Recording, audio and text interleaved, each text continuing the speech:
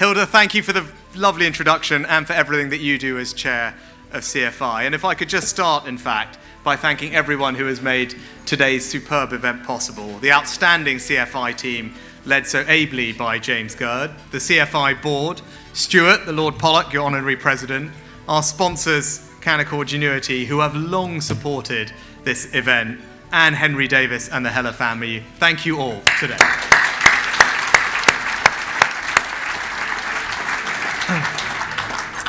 Last year, we mourned the passing of Sir Michael Heller, who was sorely missed by many of us in this room. Sir Michael made a great contribution to the Conservative Party over a number of decades, and his commitment to improving the lives of people across the United Kingdom, Israel, and beyond has left behind a powerful and fitting legacy. May his memory be a blessing.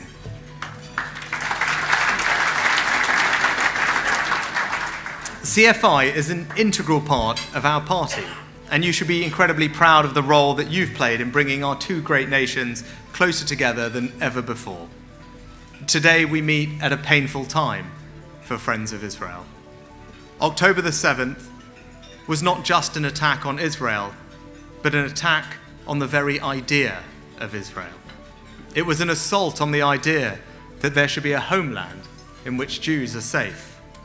The brutal, barbaric, and indiscriminate attack was redolent of the worst moments of history. Anyone or any organization that cannot unequivocally condemn the evil that Hamas did that day has no conscience, no morality, no decency, and deserves no respect.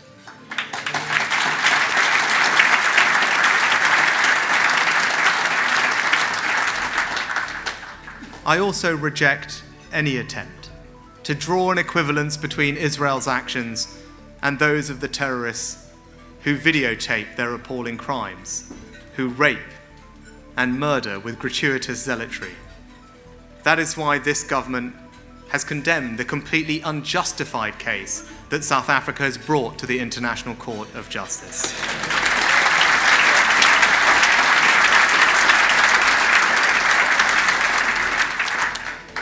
There is a horrific irony in Israel, of all countries, being accused of genocide.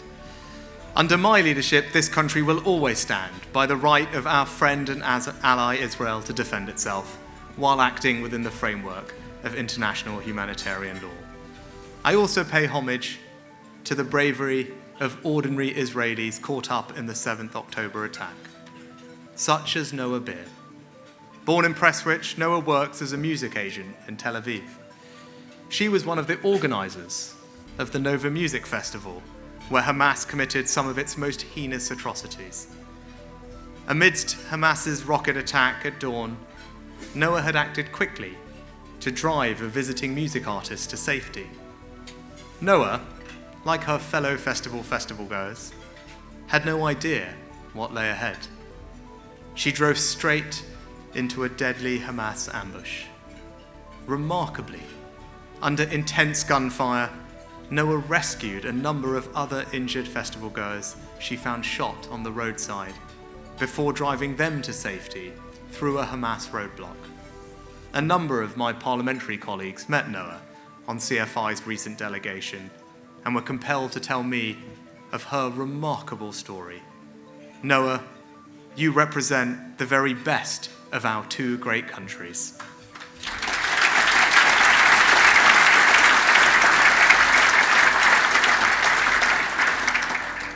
The events of that day must never be forgotten.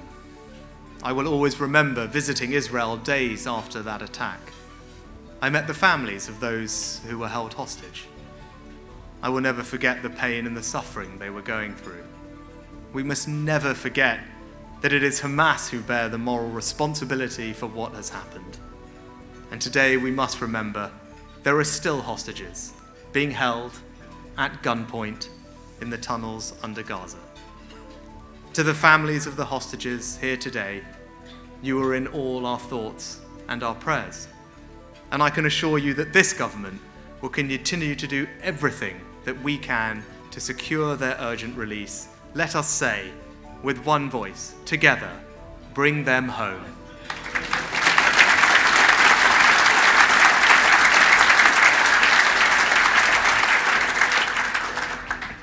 We know, because they say it, that Hamas would do it all over again. And that is why Hamas must be defeated.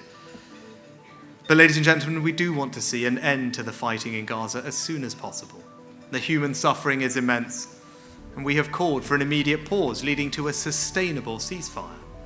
We need more humanitarian aid going in and more crossings open to avert an even worse catastrophe. And we need to begin planning for life after. And let me be clear, there will be no meaningful peace with Hamas and its genocidal intent in charge of Gaza. And that is why one of our conditions for a sustainable ceasefire, alongside the release of hostages, is that Hamas cannot remain in charge of Gaza. This is essential.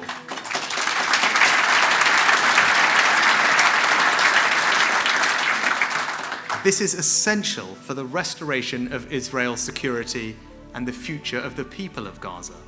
It is what will allow the reconstruction of Gaza, a better life for its citizens, and a return to the long road to peace and the two-state solution. And I want to be clear on that issue. It is the position of this government that efforts to achieve a two-state solution are more important than ever. I and the government are acutely aware that security is the precondition for us to reach that new political horizon, and we will play our part. We know that Hamas are just part of a broader group of malign actors who seek to destabilize the Middle East. Iran is at the heart of this nexus. We know that it supplies weapons and support to Hamas, Hezbollah, and the Houthis. In recent days, we have seen Iran expand its program of destabilization. It has attacked two of its neighbors. A country that attacks its neighbors is a country that should never be allowed to develop nuclear weapons.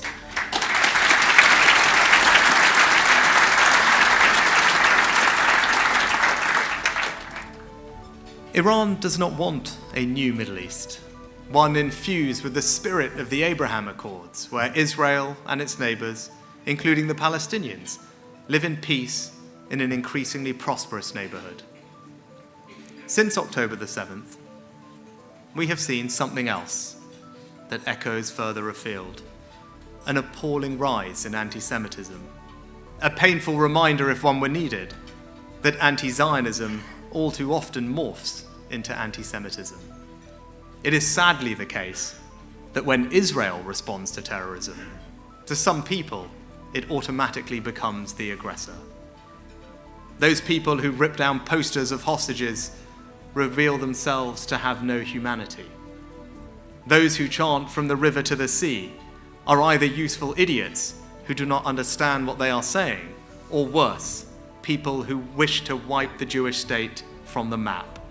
We will have zero tolerance for those who promote or glorify terrorism or peddle anti-Semitism on our streets.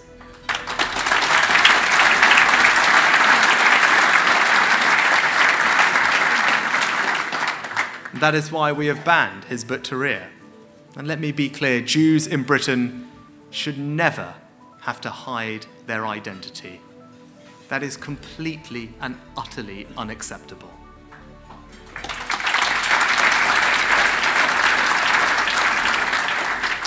This government has been relentless in our efforts to increase security for the Jewish community. 6 days after the October 7th attacks, I announced an extra £3 million for the Community Security Trust.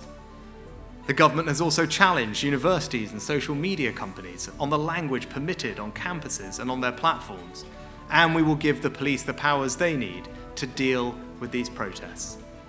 And we are legislating to end publicly funded bodies adopting BDS policies. We have passed it through the House of Commons in the face of opposition from all our political opponents, and it will commence its passage through the Lords imminently. In this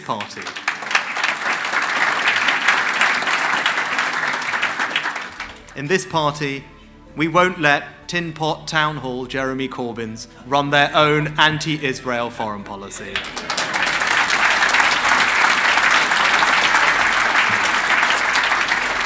Now, CFI has campaigned passionately for this legislation, and I pay particular tribute to CFI's fantastic duo of parliamentary chairmen, Stephen Crabb and Lord Pickles, for their fantastic work on this issue in particular.